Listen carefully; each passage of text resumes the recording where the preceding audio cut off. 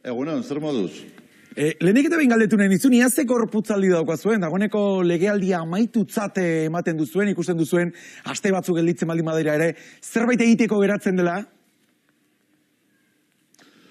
Bueno, oraindik falta dira 3 hilabete, oraindik legealdia ez da inolaz ere amaitu, gauza importanteak daude jokuan, eta horrekin batera, ikusita gauzak maldan gora hasiak direla, hori ez, lasterkaia hasteko prest, ilusioa handiarekin gainera. Begirada optimista izatea gustatzen zait batzutan da, galdetu nahi nizun baita ere, ia 4 urte hauetako zerbait positiborik azpimarratuko zenuken mailarekin izandako gobernu honetatik? Bueno, egia esan da, Maia jaunarekin eta Navarra Sumarekin eta UPNerekin zerbait positiboa bilatzea zaila da. Egia da, eta hori da nik uste dut legealdi honetan gertatu dena, erakutsi dugu oposizioan gauden 3 alderdiek, erakutsi dugu, hori ez, ezberdinen arteko politika egin daitekela, ezberdinen arteko akordioetara iritsi daitekela. Eta horri, neurri txiki batetan ere bada Maia jaunaren meritua. Oposizioaren indarraz, azken asteotan, Maiaren aurrekontu proiektuari hain justu sekulako astindua eman diozue, egiten duzu autokritikarik indar hori ez baliatu izanagatik gehiagotan? Bueno, nik uste dut gauza positiboak begiratu behar ditugula, 4 urte hauetan, 90%an ados jo izan dugu oposizioan gauden 3 indar aurrerakoiak, ez da? Pena izan zen bigarren urtean, okerrez banaiz, PSNek izan zuen tentazioa babesteko aurrekontuak, Maia jaunaren aurrekontuak, eta gero egia esan da damutu egin zen. Zerbait demostratu baldin badu eskuinak, 4 urte hauetan, dela bada ez direla, ez dela fidatzekoa. Bate egin duzue baita ere, oposizioko hainbat alderdik, eta gaur eztabaidatuko da hain justu, sexu erasoak gaueko aisialdian ekiditeko neurri berrien eskari horretan, zen neurri konkretu proposatzen dituzu hasiera jauna? Bueno, azken finean, bada, nik uste dut funtsean elementu bat, ez? Bada, hiria, orain goizean horren polita eta horren atsegin dagoen hiria momentu batzuetan bilakatu daitekela arriskutsua, ezta? Eta hori da, 21. mende honetan onargarri ez dena. Ezta, behar duguna da hiri bat segurua pertsona guztientzat eta kasu honetan oso modu berezian emakumeentzat. Eta orduan eztabaidatu eta erabaki behar ditugu zen neurri egokiak diren horretarako zentzu guztietan. Ez, kaleen zaintzari dagokionez, garraio publikoaren egokitzapenari dagokionez, eta bar. Araba, Gipuzkoa eta Bizkaian, segurtasun neurri berriak hartu dira, arma zuriz egindako gertaera tragikoak nola edo ala ekidinal izateko. Gai honetaz hitz egin da Atarrabian, pasaden urtarrilaren 16an gertatutakoa burura datorkigu. Eztabaida hori, Iruñeko udalean ere badaukazue neurri berriak behar dira? Bueno, nik uste dut oro har Iruña eta Euskal Herriko hiri gehienak behintzat hiri seguruak dira. Oro har, ez? Estadistikoki esango genuke hiri seguruak dira, jendeak normalean ez du beldur gehiegirik pasatzen eta egia da ere segurtasun neurriak efikazak direla normalean. Ezta, hortik aurrera baita ere, pentsatzen dugu beti dagoela zerbait gehiago egiteko eta ekiditeko aurrekoan Atarrabian gertatu zen ura berriro ez gertatzeko, ez? Beraz, neurriak eta erne eta aldaketak egiteko prest beti egon behar dugu, baina ez da ere komenigarri nire ustez horrelako alarma sensazio bat sortzea behar ez denean. Iruña, nik gehien ezagutzen dudan esparrua, hiri oro har, hiri nahiko segurua da.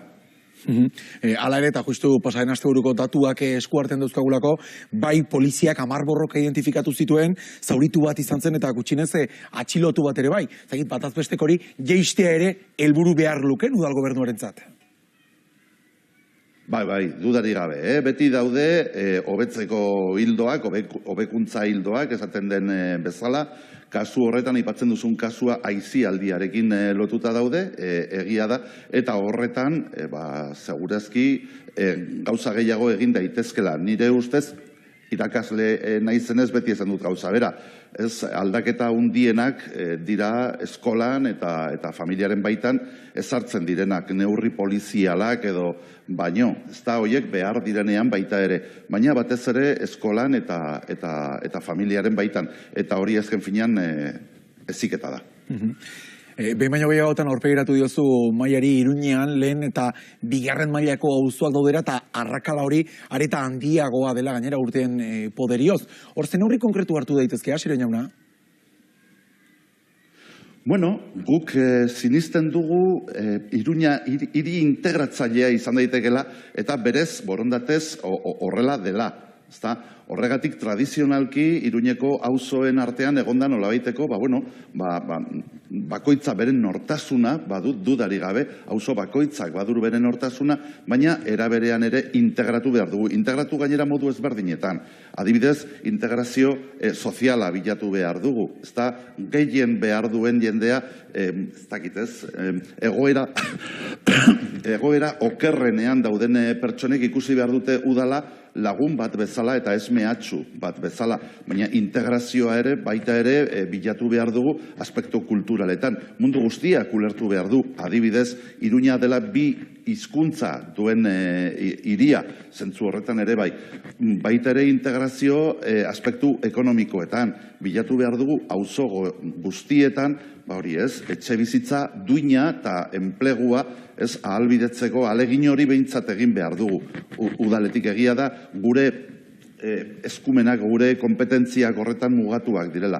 Baina, bakoitzak bere aldetik eta kasu honetan instituzio honek ere bere aldetik jarri behar du bere eskuetan dagoen guztia hiri integratu bat lortzeko. Euskarari buruz hitz egiten dugunean eta azken lau urteetan. Bai, barkatu. Egungo udal gobernua hitz egiten dugunean eta euskara uztartzen ditugunean, egia esan puntu honetan, Asier jauna, ezer gutxi espero dezakegu, ezta?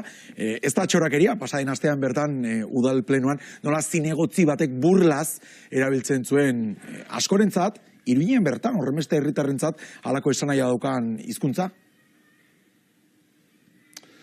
Bai, lehen esaten nuena, badira pertsonak oraindik ez dutenak ulertu Iruñan betidanik bi hizkuntza egon direla, eta hori horrela izan dela gutxienez erromatarren garaitik, latina iritsi zenetik. Euskara gurea da, propioa da, eta oroar hemen dauden bi hizkuntzak gureak dira, eta guztioi dagokigu zaintzea eta bultzatzea. Hori da, baita ere, Baskuentzeren legea deitzen zena, euskararen inguruko legeak esaten duena. Eta guztioi dagokigula hori.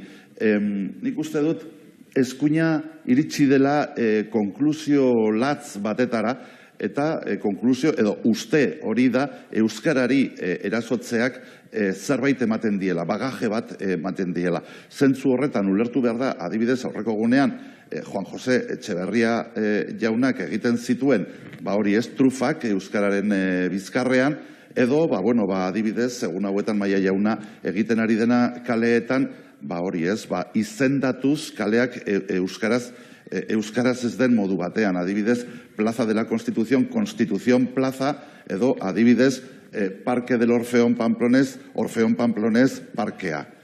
Hori guztia sartzen da nik uste dut esparru horretan. Pertsona hauek eta batez ere instituzio honetan dauden pertsonek ez dute ulertu zer den Iruña bere osotasunean, eta zentzu horretan nik uste dut gainera kalean askoz ere hobeto ulertzen dela hori, klase politikoan dauden hainbat pertsonek ulertzen dutena baino. Nafarroan, medikuen greba mugabe bete-betean, gauzak asko aldatu ezean behintzat, martxa honetan, kanpainara greba indarrean dela iritsiko gara. Negoziak eta Nafarroako gobernua dago, baina ia nola bizi duzuen galdetu nahi dizut, kontuan hartuta bi aldeak horren urrun daudela, ezta?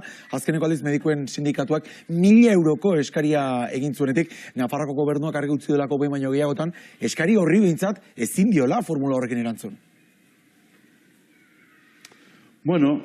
Nik uste iritsi garela aspektu horretan eta beste hainbat aspektutan baita ere egoera zail batetara. Nik uste dut nekezia eta ez dakit eta haserrea joan dela puzten legealdian zehar eta iritsi da momentu bat nun ja gauzak lehertu diren. Eta orain egia da oso zaila izaten ari dela konponbide bat edo adostasun batetara iristea. Ez da, hor normalean esaten da udako zuteak itzaltzen direla neguan, hala esaten dute herrietan, eta kasu honetan ere berdin gertatzen da. Orain segurazki, hori ez, urteetan zehar metatu den nekezia eta zerre hori lehertu eginda, eta nire aldetik udalak ez du osasungintzan eskumenik, baina nire aldetik, noski, nahi dudana da ahalik eta lasterren hori konpontzea, noski, profesionalen adostasunarekin, nola ez? Iruñeko udalera gainontzeko alderdi politikoen ordezkariak ere ezagutzen ditugu, harremanei buruz segituan, lehenago hala ere, behin baino gehiagotan esan duzu, oposizioan nabarmen gehiago ikasi duzula alkate izan zinenean baino. Bai. Bueno, kontutan hartu behar da, norberaren egoera azaltzearren, kontutan hartu behar da, ni iritsi nintzela alkatetzara zuzenean ikastolatik. Enuen pasa iraganeko transiziozko garai bat oposizioan, ezta? Izan zen klase utzi eta alkatearen bulegoan sartu. Hori oso transizio gogorra edo ezakitez, bortitza izan zen. Eta gero zuzenean, sartu garaia boragine horretan, alkatetzak suposatzen duen, hori ez, abiaduran eta 4 urte hauetan oposizioan egonda, esan behar dut, baita ere asko ikasi dugula. Asko ikasi genuen gobernuan egonik, nik uste dut gauza guztien gainetik bat erakutsi genuen, eta gauza hori importanteena nire ustez da, erakutsi genuela gauzak egiteko beste modu bat badagoela, modu jatorra, modu zintzoa dela gainera. Eta gero, pasadiren beste 4 urte hauetan, pues baita ere egia da asko ikasi dugula. Orain, aurre kanpaina hasteko prest gaudenean, esan dezakedana da, hori, esperientzia badugula, jakintza badugula, eta gainera gogoak ere bai. Beraz gaude, ez, lasterka bat hasi berdenean zauden moduan ja, abria noiz hasten den desiatzen. Badakit gobernagarritasunari buruz hitz egitea ez zaizula gehiegi gustatzen maitzak eskuartean izan gabe, oraindik 3 hilabete gelditzen dira kontuan hartuta, baina nola edo hala esan duzu, zure ahotik, maila, edo bere alderdiko inor, kentzeak behar lukela lehentasuna, nola edo hala ze puntutaraino? Barkatu, ez dizut momentu batetan galdu dizut. Nola edo hala, esaten duzuela, Enrique Maia edo bere alderdiko inor, kendu egin beharko litzatekela udal gobernuan alkate moduan egotetik, baina nola edo hala, ia ze puntutaraino den formula hori egingarri? Bueno, nik uste dut oso egingarri dela batetik, hauteskunde emaitzak hartuta, argi eta garbi ikusten delako Iruñan badagoela gehiengo bat aurrerako ja. Eskuina bakarrik eta Enrique Maia jauna 4 urteetan gobernuan egonda, bakarrik ez garelako izan indar aurrerakoiak ados jartzeko gai. Hori da arrazoi bakarra. Bestela, emaitzak hotzean hartuta argi eta garbi ikusten da gehiengoa ez dela Navarra-Suma. Eta gainera, Navarra-Suma hori horrela lortzeko etzen bakarrik izan beharrezkoa gure nolabaiteko zatiketa, indar aurrerakoien zatiketa, baizik eta haie guztiz bateratuak etortzea.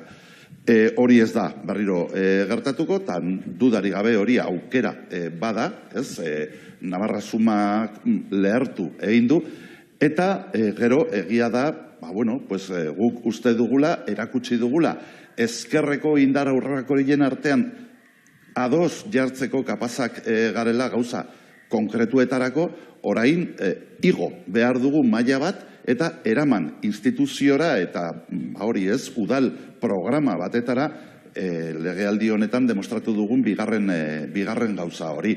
Nik uste dut batetik jendeak ez zuela ulertuko eta onartuko berriro gertatzea gauza bera, eta gure arteko ez dakit ez trebezia faltagatik berriro bidea irekitzea eskuinari, hori batetik, eta gero noski, pentsatzen dut, eta nik uste dut munduko gauzarik logikoena dela, indar aurrerakoien artean lidergoa, udalaren lidergoa eraman behar du, hori ez, botu gehien duena. Eta hori diferentzia handiarekin gainera azken urteetan Euskal Herria bildu izan da.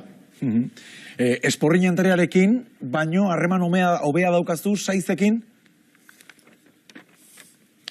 Bueno, a ber, nik Esporrin Andrearekin ez dut harreman txarrik izan.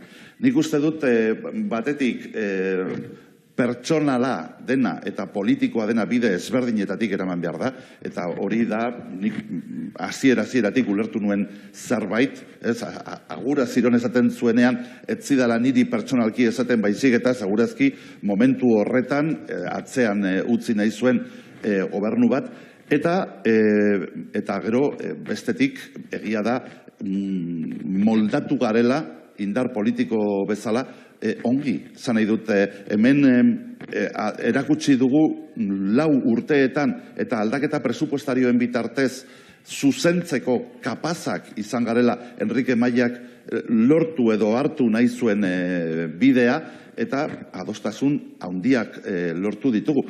Egia da, oraindik asko dagoela egiteko eta hitz egiteko, adibidez hizkuntz politikari dagokionez, dudari gabe, baina indar aurrerakoia gara eta dudari gabe erraztasun handiagoa dugu gure artean ados jartzeko adibidez aspektu sozialetan.